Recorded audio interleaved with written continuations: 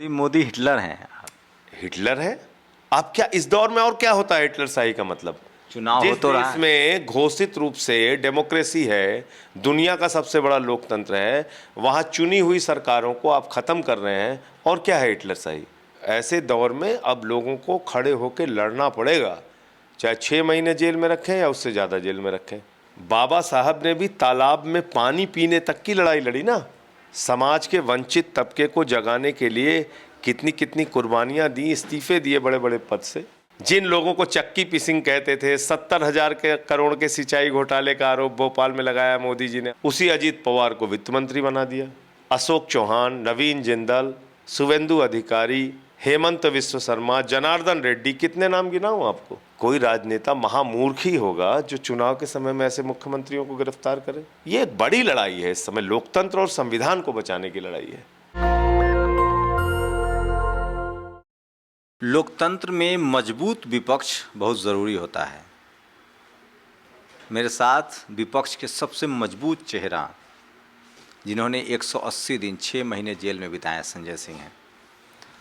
आप विपक्ष के सबसे मजबूत चेहरा हो गए हैं। ऐसी किसी गलतफहमी में मैं नहीं हूँ। मैं मानता हूँ कि ये अपनी जो जिम्मेदारी है उसको हम पूरा कर रहे हैं, और अगर विपक्ष ही कमज़ोर हो जाएगा और नहीं रहेगा तो फिर लोकतंत्र भी नहीं बचेगा, क्योंकि लोकतंत्र में दोनों की भूमिका है, सत्ता पक्ष की, विपक्ष की। आज 150 सांसद सस्पेंड करके बाहर कर दिए जा रहे हैं, विपक्ष के सांसदों को निलंबित करके उनकी सदस्यता छीन ली जा रही है। तो ऐसे दौर में जब राज्य दर राज्य सरकारों को गिराया जा रहा है, विधायकों को खरीदा जा रहा है, मंत्रियों को तोड़ा जा रहा है, सांसदों को तोड़ा जा रहा है, तो आपको अपनी भूमिका तो निभानी पड़ेगी। भाई, किसने कहा आपको राजनीति में जाने के लिए? डॉक्टर ने तो बताया नहीं। अगर आप आए हैं राजनीति में, माला पहनाते हैं कार्यकर्ता तो बड़े खुश होते हैं, आप नारे लगाते हैं तो भी खुश होते हैं, और जब आपके ऊपर थोड़ी सी परेशानी आ जाती है तो टूट जाते हैं। तो ये ठीक नहीं है। ऐसे दौर में अब लोगों को खड़े होकर लड़ना पड़ेगा, चाहे 6 महीने जेल में रखें या उससे ज़्यादा जेल में रखें। ये मेरा कहना है। तो मैं वही कह रहा था, उन लोगों के लिए क्या कहेंगे जो सारी पार्टियों से, अब तो कोई पार्टी अछूती नहीं है। आपकी पार्टी बची थी, वहाँ से भी आज ब्रेक हुआ है। तो सारी पार्टी के लोग जो कांग्रेस में जा रहे हैं, बीजेपी में जा रहे हैं, उसमें कांग्रेस में सबसे ज़्यादा लोग हैं, उनके बारे में क्या कहेंगे? देखिए, एक पार्टी अगर वो आपको मुख्यमंत्री बना रही, उससे ज़्यादा क्या बनाएगी? कांग्रेस पार्टी के 14 पूर्व मुख्यमंत्री, एक्स चीफ मिनिस्टर आज बीजेपी में है, 14। आप बताइए, किसी पार्टी ने अगर आपको मुख्यमंत्री ही बना दिया तो उससे ज़्यादा क्या बनाएगी? उसके बावजूद आप समझौता कर ले रहे हैं और जाके नतमस्तक हो जा रहे हैं। तो आपको इतिहास 2 तरीके से याद करता है, या तो कायर के रूप में या बहादुर के रूप में। भाई, आप एक चीज बताइए ना, बाबा साहब ने भी तालाब में पानी पीने तक की लड़ाई लड़ी ना। समाज के वंचित तबके को जगाने के लिए कितनी कितनी कुर्बानियां दी, इस्तीफे दिए बड़े बड़े पद से। तो वही चाहते समझौता कर लेते, कर सकते थे। तो इसलिए जब आप अधिकारों की लड़ाई लड़ते हैं तो उसमें बहुत सारी दिक्कतें और दुश्वारियां आती हैं। तय आपको करना है कि आपको किस रूप में याद किया जाए, आप क्या चाहते हैं, कायर के रूप में या बहादुर के रूप में। लेकिन लोग कह रहे हैं कि, कुछ जानकार कह रहे हैं कि जो लोग मलाई खा रहे थे तमाम पार्टियों में, अब जब सारी पार्टियां विपक्ष में और सत्ता में, तो वो वहाँ चले, फिर जब सत्ता से बीजेपी बाहर हो जाएगी तो वो सब इन पार्टियों में फिर आप लोग वापस ले लेंगे। वो तय करना पड़ेगा। लेकिन अगर वापस फिर आप ऐसे ही लोगों को लेते हैं तो फिर वो बीजेपी की गलती नहीं होगी, वो आपकी गलती होगी। मैं तो ऐसा मानता हूँ। अगर दोबारा वही लोग जो आज अपने तात्कालिक लाभ के लिए बीजेपी में गए हैं, दोबारा फिर इंडिया गठबंधन की सरकार बनने के बाद लौट के कांग्रेस में आ जाएंगे या दूसरे दलों में आ जाएंगे और उनको ले लिया जाएगा, तो वो ठीक बात नहीं है। वही तो लोग कह रहे हैं कि लड़ने वाले लोग हमेशा हाशिए पर रहते हैं। जो मलाई इधर खा रहे थे पहले 2014 से पहले, अब 2024 तक उधर मलाई खा रहे हैं। कल फिर आप लोग क्या गठबंधन सत्ता में आएगी तो वो फिर इधर आ जाएंगे। तो वही तो कह रहे हैं, संजय सिंह जैसे लोग जेल बेल में फंसे रहेंगे। तो आपको फिर आप बताइए, आप हिटलर की सभा की एक तस्वीर चलती है, हाँ, आपके भी व्हाट्सएप पे कभी आई होगी। वो तस्वीर क्यों चलती है? क्यों चलती है? हिटलर के अभिवादन में सारे लोग हाथ उठाते हैं, एक व्यक्ति उस भीड़ में है जो हाथ नहीं उठाता। तो कुछ लोगों को 140 करोड़ की आबादी में कुछ को तो जिंदा होना पड़ेगा इनसे लड़ने के लिए। मोदी हिटलर हैं। हिटलर है? आप क्या इस दौर में और क्या होता है हिटलर शाही का मतलब? चुनाव हो तो रहा है। में घोषित रूप से डेमोक्रेसी है, दुनिया का सबसे बड़ा लोकतंत्र है, वहां चुनी हुई सरकारों को आप खत्म कर रहे हैं। और क्या है हिटलर शाही? आपने आपातकाल में, जब इंदिरा गांधी ने आपातकाल लगाया था इस देश के अंदर, आपने सुना है किसी विपक्षी मुख्यमंत्री को पकड़ के जेल में डाला हो उन्होंने? ये तो उससे भी आगे निकल गए। तो और किस चीज को आप हिटलर शाही कहेंगे? आप बताइए ना मुझे। और बड़ी अजीब बात है कि मोदी जी भ्रष्टाचार के खिलाफ भी बोलते हैं। सूप बोले तो बोले, चलनियों बोले जिसके 75 छेद। वो तो आप लोग का सांकेतिक फोटो लगवाए हुए हैं कि मोदी जी भ्रष्टाचारी हटाना चाहते हैं, आप लोग भ्रष्टाचारी को बचाना चाहते हैं। आप क्या मजाक करते हैं? जिन लोगों को चक्की पिसिंग कहते थे, 70,000 करोड़ के सिंचाई घोटाले का आरोप भोपाल में लगाया मोदी जी ने। हमने नहीं लगाया ना, मोदी जी ने लगाया। उसी अजीत पवार को वित्त मंत्री बना दिया। छगन भुजबल, हसन मुशर्रफ, नारायण राणे, अशोक चौहान, नवीन जिंदल, शुवेंदु अधिकारी, मुकुल राय, हेमंत विश्व शर्मा, जनार्दन रेड्डी, कितने नाम गिनाऊं आपको? तो ये मोदी की गारंटी है, एक भी भ्रष्टाचारी को नहीं छोड़ूंगा, इसकी गारंटी है। सारे भ्रष्टाचारियों को बीजेपी में शामिल करूंगा, इसकी गारंटी है। आप लोग का क्या होगा? वो तो कह रहे हैं, टीवी अखबार कह रहा है 400 पार है इस बार। 400 पार ही क्यों कहा शंभू जी?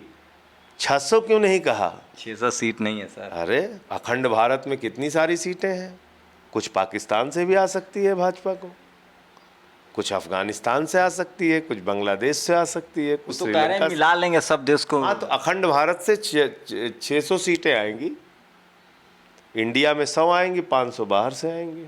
अच्छा, भारत में 100 सीटें आएंगे। आप अखंड भारत से 600। आपको टीवी अखबार पर भरोसा नहीं है? आप लोग तो टीवी अखबार की वजह से राजनीति में इतने कम समय में इतना राइज किए हैं। टीवी अखबार तो सही बोलता है। मैं तो आपको कहता रहा हूँ कि 600 सीटें आएंगी अखंड भारत से, और 100 भारत में आएंगी, बाकी जो है पाकिस्तान, बांग्लादेश, अफगानिस्तान, इन सब जगहों पे मिला के सीटें। आप सीरियसली आप लोग हरा रहे हैं बीजेपी को, एनडीए गठबंधन? अच्छा, एक चीज़ बताइए, इतने दिन से आप पत्रकारिता कर रहे हैं, कोई राजनेता महामूर्ख ही होगा जो चुनाव के समय में ऐसे मुख्यमंत्रियों को गिरफ्तार करे? कभी सुना है, देखा है आपने? जो पार्टी जीत रही होती है वो ऐसे मुख्यमंत्रियों को अरेस्ट करती है क्या? कभी सुना है आपने? बैकफायर हो रहा है। बैकफायर ही होगा, उनको भी मालूम है इस बात को। देखिए, नरेंद्र मोदी एक बड़े शार्प और मतलब जिसको कहा जाए कि होशियार नेता है। वो कभी ऐसी गलती नहीं करेंगे। ये गलती वो हताशा में कर रहे हैं। उनको मालूम है कि वो चुनाव हार रहे हैं। उनको पता है कि इंडिया गठबंधन चुनाव जीत रहा है। उनको मालूम है कि हम सैचुरेशन पॉइंट पे खड़े थे 2019 में। उनको पता है कि महाराष्ट्र में सीटें कम होंगी, बिहार में सीटें कम होंगी, उड़ीसा में सीटें कम होंगी, कर्नाटका में सीटें कम होंगी, मध्य प्रदेश में, छत्तीसगढ़ में, राजस्थान में सीटें कम होंगी, हरियाणा में सीटें कम होंगी, दिल्ली में सीटें कम होंगी, पंजाब में जो 2 सीटें हैं वो भी कम होंगी। उनको पता है ये बात। उत्तर प्रदेश में इस बार सीटें कम होंगी, आप देखिएगा। पैसा तो है नहीं आप लोग पास लड़ने के लिए, आप कहने से। भाई, पैसा किसके पास था जनता पार्टी की जब सरकार बनी थी? राजनारायण जी ऐसे कुर्ता फैलाते थे और रायबरेली के लोग कोई 10 रुपए, कोई 2 रुपए, कोई 5 रुपए उनके कुर्ते में डाल देते थे। हाँ, और उससे चुनाव लड़े वो। इस देश के लोकतंत्र को इतना कमजोर मत समझिए। देश का नौजवान किसान जब जिस दिन खड़ा होता है, बड़ी से बड़ी सत्ता को उखाड़ के फेंक देता है, और अहंकारी को तो कभी किसी ने नहीं पसंद किया। तो ये प्रधानमंत्री जी का जो है अहंकार है, ये टूटेगा निश्चित रूप से। आप तमाम पॉलिटिकल आपकी क्या रणनीति है? चूँकि पार्टी में आप सर लोग कह रहे हैं कि आम आदमी पार्टी में मुख्यमंत्री संजय जी को होना चाहिए, अगर नैतिक। ये तो आप मुझे मेरा चरित्र जानते हैं। ये सब सवाल कौन कर रहा है? जो लोग कर रहे हैं वो मेरे बारे में जानते ही नहीं। कह रहे हैं कि आप चूँकि ये मेरे बारे में जानते ही नहीं। मैं शुद्ध दोस्तबाज आदमी हूँ। मेरे जीवन का ये सिद्धांत है,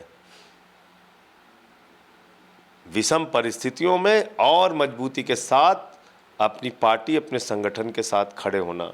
ये मेरा नहीं, काम लेकिन करने देखिए अगर सामना तमाम मुख्यमंत्रियों ने लीगल प्रोसीजर का फेस किया है। हम ये नहीं कह रहे हैं कि कोई आरोप लगने पर भ्रष्टाचारी, ये तो मनु मीडिया लालू यादव को भ्रष्टाचारी कहा गया, हेमंत सोरेन को कहा गया, शिबू सोरेन को कहा गया, तमाम दलित पिछड़े नेताओं को भ्रष्टाचारी टीवी मीडिया ने कहा, जबकि कोर्ट से सब बरी हो गए।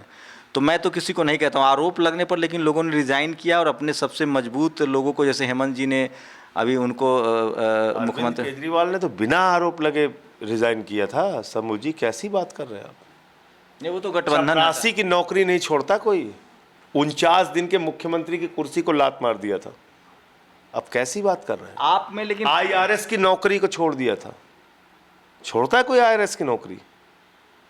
जज्बा चाहिए, हौसला चाहिए।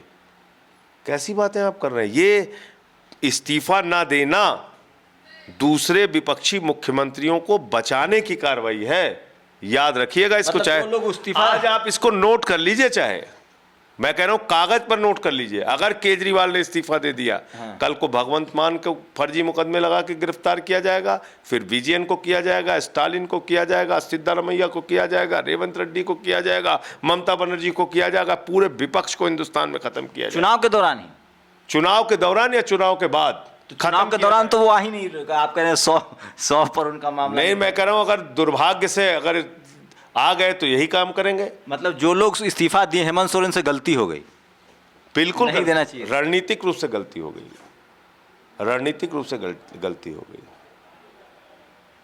ये रणनीतिक रूप से गलती हो गई। ये गिरोह है, ये पार्टी थोड़ी है। ये बीजेपी जो है ये गिरोह है। किस तरह का गिरोह? पार्टियों को तोड़ने वाला गिरोह, मंत्रियों सांसदों को तोड़ने वाला गिरोह, सरकारों को गिराने वाला गिरोह। ये सरकारों को गिराने वाला गिरोह है, ये कोई पार्टी थोड़ी है। तो इसलिए इससे आपको लड़ना है। अब नैतिकता हमें सिखा रहे हैं। मैं आज कहा तो भाई केजरीवाल को अब क्या नैतिकता सिखा रहे हो? तो मुख्यमंत्री की कुर्सी 49 दिन में छोड़ के चले गए थे, आईआरएस की नौकरी छोड़ के चले गए थे। ये एक बड़ी लड़ाई है इस समय, लोकतंत्र और संविधान को बचाने की लड़ाई है। मणिपुर का मुख्यमंत्री, उसको माला पहना कंधे बिठा घुमाएंगे बीजेपी वाले। जहां पे कारगिल, तो राजनाथ सिंह ने कह दिया था कि हमारे सरकार में इस्तीफा नहीं होता। कारगिल के एक योद्धा की पत्नी को निवस्त करके जिस राज्य में घुमाया गया, 1 साल से वहां हिंसा चल रही है, वो तो मुख्यमंत्री बना रहेगा। और केजरीवाल जो बिजली, पानी, शिक्षा, स्वास्थ्य पे काम कर रहे हैं, वो इस्तीफा दे दें। अजय मिश्रा टेनी का बेटा 4 किसानों को कुचल के मार देगा, वो तो इस्तीफा नहीं देगा, देश का गृह राज्य मंत्री बना रहेगा। और केजरीवाल इस्तीफा दे। लेकिन आपकी पार्टी में पहले इस्तीफा लिए गए हैं लोगों से। अरे 2 दलित मंत्रियों को इस्तीफा। आज लड़ाई सीधे तौर पे देश के प्रधानमंत्री से है। आज सीधी लड़ाई देश के प्रधानमंत्री से है, भारतीय जनता पार्टी की ताकत से है। आम आदमी पार्टी को खत्म करने की कोशिश है। हमारी बात सच हुई ना राजकुमार आनंद के साथ, क्या हुआ देखिए आप। तो आप ही से इतना बैर क्यों है? इसलिए कि हमारे मॉडल का जवाब नहीं बीजेपी के पास है कोई जवाब। लेकिन टीवी और दूसरी बात यह है कि हम थोड़ा ज्यादा मुखरता से बोलते हैं। नारा लगाया था ना हमने, अभी तक सस्पेंड चल रहा हूं।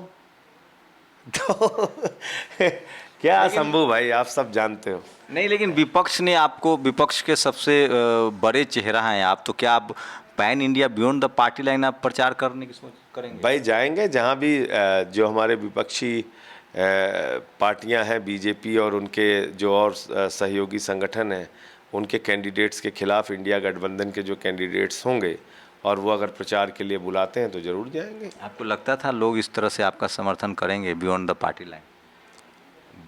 बहुत अच्छा लगा और ये तो भरोसा था, और मैं समझता हूँ इस समय एकजुटता की ज़रूरत भी है। अच्छा है। लेकिन मेरा वही सवाल है, बिना टीवी अखबार के चुनाव जीत नहीं पाता है इसमें कोई पॉलिटिकल पार्टी। आप लोगों के साथ टीवी अखबार है नहीं। इंडिया साइनिंग का नारा कब दिया गया था बताइए आप? वाजपेयी जी थे तब 2004 में। क्या हुआ था उस नारे का? सुबह सुबह जिम में प्रमोद महाजन जी कह रहे थे कि 300 से ज़्यादा सीटें आने वाली है। पता चला दोपहर तक सब कुछ धराशायी हो गया।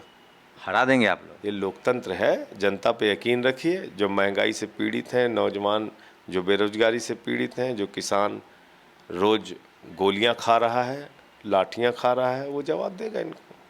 ये सीएम वाले मसला जो आपने कहा कि सबकी गिरफ्तारी हो सकती है, इस पर एक कंसेंसस बन गई है कि भैया अरविंद केजरीवाल इस्तीफा न दे और बाकी लोग भी अब इस्तीफा न देंगे आगे से। नहीं देना चाहिए, बिल्कुल नहीं देना चाहिए। आप कह रहे थे कि प्रधानमंत्री के खिलाफ कहीं एफआईआर करा दिया जाए, तो आपकी तो कई राज्यों में पंजाब में सरकार है, अगर ये पॉलिटिकल वेंडेटा है तो देखिए मैंने एक उदाहरण दिया, भाजपा क्या चलाते हैं। देखिए ये बहुत ही शातिर संगठन है, इनके नस नस से मैं वाकिफ हूँ। पहले रहे हैं क्या? नहीं, मैं एक्चुअली अयोध्या के बगल हमारा घर है सुल्तानपुर, हाँ 60 किलोमीटर की दूरी पे है, तो इनकी सारी खुराफातों से मैं बहुत अच्छी तरीके से परिचित हूँ। राजपूत समाज बड़ा विद्रोह, लोग जो है वो कच्चा बनियाइन गिरोह कहते थे भाजपाइयों को, तो इनकी एक एक चीज़ से हम परिचित हैं बहुत अच्छे तरीके से। तो इसलिए मैं आपको बता रहा हूँ कि कितने शातिर लोग हैं, कैसे ये लोग काम करते हैं। तो इसलिए दुष्प्रचार करके आप किसी को जेल में डालिए, फिर नैतिकता की बात कीजिए। कौन सी नैतिकता बची है भाजपा के अंदर?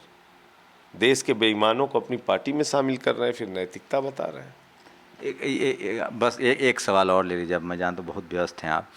क्या लग रहा है 2024 में जिस तरह से उनके पास इलेक्ट्रल बॉन्ड में सबसे ज़्यादा चंदा 6000 करोड़ का है, उनके पास पैसा भी है, टीवी अखबार भी है, और तमाम विपक्ष, मतलब अब तो विपक्ष में नेता ही नहीं है, सारे लोग उधर पहुंच गए हैं, तो नेता भी उनके पास, पैसा भी उनके पास, टीवी अखबार भी उनके पास, फिर भी आप लोग कह रहे हैं जनता इंडिया के साथ, जनता इंडिया के साथ, जनता जो है वो इंडिया गठबंधन के साथ है।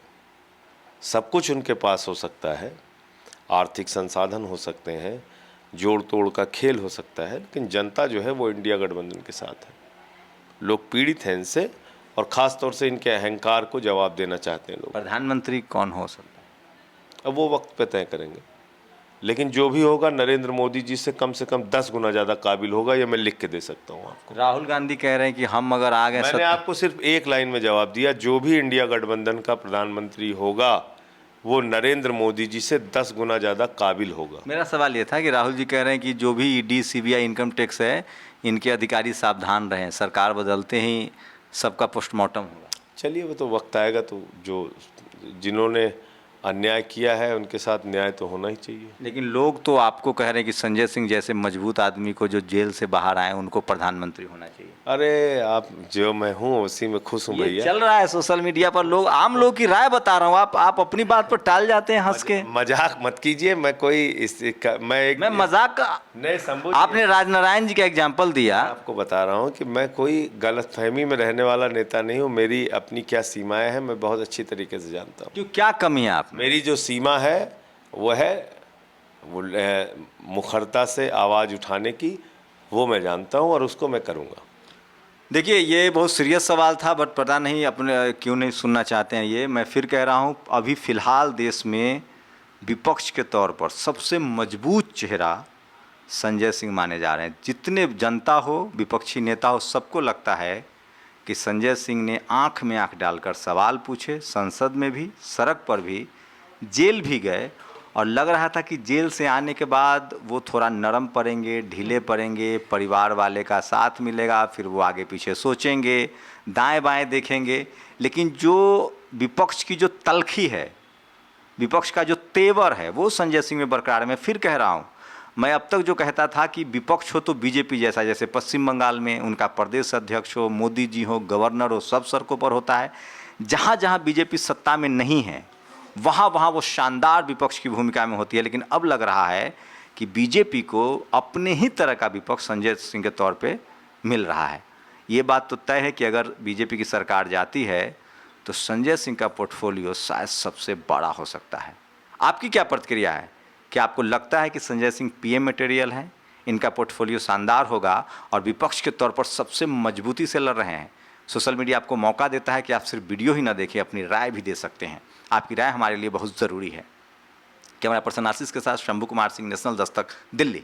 नेशनल दस्तक की आपसे गुजारिश है कि अगर इसको बचाना चाहते हैं तो नेशनल दस्तक को सब्सक्राइब करने के लिए रेड कलर के सब्सक्राइब बटन को दबाएं, फिर बेल आइकन की घंटी दबाएं। नेशनल दस्तक को बचाने के लिए बहुत ज़रूरी है कि हर खबर को शेयर करें, लाइक करें, कमेंट जरूर करें।